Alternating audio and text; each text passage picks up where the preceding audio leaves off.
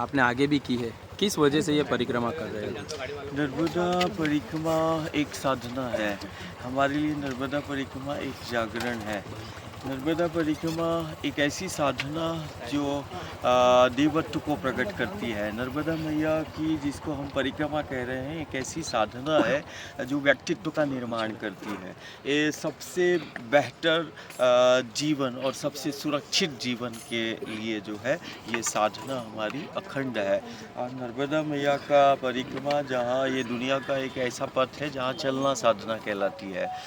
चले तो साधना है, बैठे तो उपासना है। और नर्मदा मैया की परिक्रमा एक बेहतर जीवन और सुरक्षित जीवन की परिकल्पना को साकार करने के लिए, और ये नर्मदा मैया की परिक्रमा एक ऐसी साधना है जो समाज की एकता अखंडता का सूत्रपात करती है।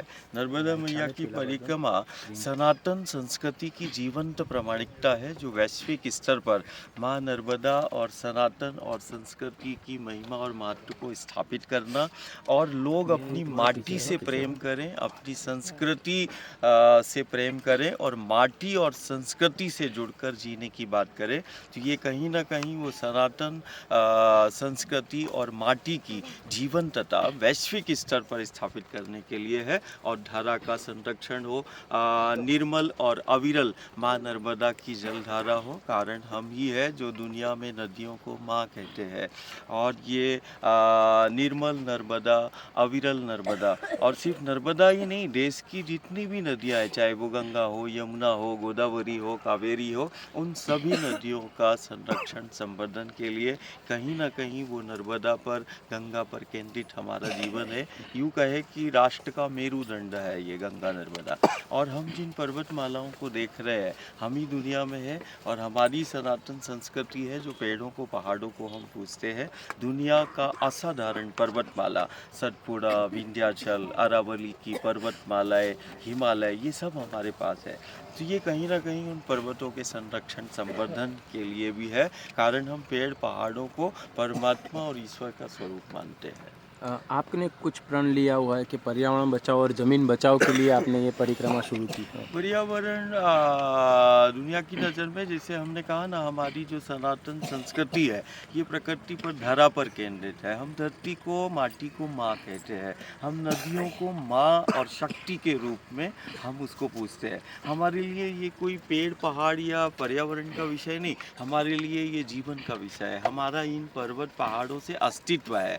तो कहीं ना कहीं जो सबसे बेहतर और सबसे सुरक्षित जीवन, यदि आज के हम वर्तमान परिप्रेक्ष्य में देखें कि सारी दुनिया में संक्रमण और आपदाओं का दौर है और सारी दुनिया भयभीत है, एक बेहतर और सुरक्षित जीवन की खोज कर रही है। कहीं ना कहीं ये देवधरा और ये सनातन संस्कृति, जिसको हम भारतीय हिंदू सनातन संस्कृति कहते हैं, जो पेड़ पहाड़ों और प्रकृति से जोड़ती है, कहीं ना कहीं ये साधना, ये संकल्प, ये व्रत उसी सनातन संस्कृति पर केंद्रित जीवन व्यवस्था और विकास की परिकल्पना को साकार करना है। और आत्मनिर्भर भारत और समर्थ भारत का निर्माण ये तभी संभव है जब हम ये पेड़ पहाड़ और नदियों से जुड़कर, प्रकृति से जुड़कर, जो हमारा धर्म भी कहता है, हमारी संस्कृति भी कहता है, हमारा सनातन भी कहता है। अ, आपने कई दिनों से खाना भी नहीं खाया, सिर्फ पानी पे ये परिक्रमा करा, खाना ऐसा नहीं, हमने सुना अभी हुआ है। अभी तो ये सनातन की जीवंतता है। देश के उच्च संस्थान और चिकित्सा विज्ञान ये प्रमाणित कर देगा। हम तो वायु पर चलते हैं, और यही सारी दुनिया को हम बताना चाहते हैं कि देखो विंध्याचल की सामर्थ्य, देखो अरावली की पर्वतमालाओं की सामर्थ्य। हमारे पास विंध्याचल है, सतपुड़ा है, हिमालय है, हमारे पास गंगा है, हमारे पास माँ नर्मदा है। दुनिया का असाधारण जल है, जल नहीं, हमारे लिए वो शक्ति है। और इस शक्ति की जीवंतता देखो, हम सुबह से शाम तक हजारों भक्त प्रेमियों के साथ चलते हैं। वायु आहार है, और हम जब बैठते हैं तो हम मात्र थोड़ा सा जल लेते हैं, और हमारे शरीर का कोई क्षय नहीं हो रहा है। ये सब हजारों लोग रोज ही देखते हैं। तो ये कहीं ना कहीं सनातन की जीवंत प्रामाणिकता है। ये हमारी सनातन संस्कृति की प्रामाणिकता है जो प्रकृति पर केंद्रित है, धरा पर केंद्रित है, नर्मदा पर केंद्रित है। तो ये कोई चमत्कार नहीं, ये कोई विद्या या सिद्धि मंत्र नहीं, ये धरा पर, नर्मदा पर, प्रकृति पर केंद्रित जीवन की सबसे बड़ी प्रामाणिकता है, या हम यूँ कहें सनातन की प्रामाणिकता है। 5 साल हुए हैं आपको जल पे जीते हुए। अब वायु पर है, अब आयु है। अब वायु आहार है। और हम थोड़ा सा जल, हम चलते समय हम जल का प्रयोग नहीं करते। जैसे हम सुबह चलते हैं, अभी शाम होने वाली है, अब झीरवानी में आज का पड़ाव है, तो 25 किलोमीटर, कभी 30 किलोमीटर भी हो जाता है। वायु ही आहार है। और ये कहीं ना कहीं इस बात की प्रामाणिकता है कि इन जो हम पेड़ पहाड़ों के संरक्षण की बात कर रहे हैं, या जिन पेड़ पहाड़ों को हमने देवता और परमात्मा और ईश्वर के स्वरूप में माना है, हम उसी भारतीय हिंदू सनातन संस्कृति की जीवन प्रामाणिकता को रख रहे हैं कि हमारे लिए ये पेड़ पहाड़ कोई साधारण नहीं, हमारे लिए ये धरती का कोई टुकड़ा नहीं, हमारा ये माँ है। हमने माटी को माँ कहा है, हमने इन पेड़ पहाड़ों को परमात्मा ईश्वर का स्वरूप माना है।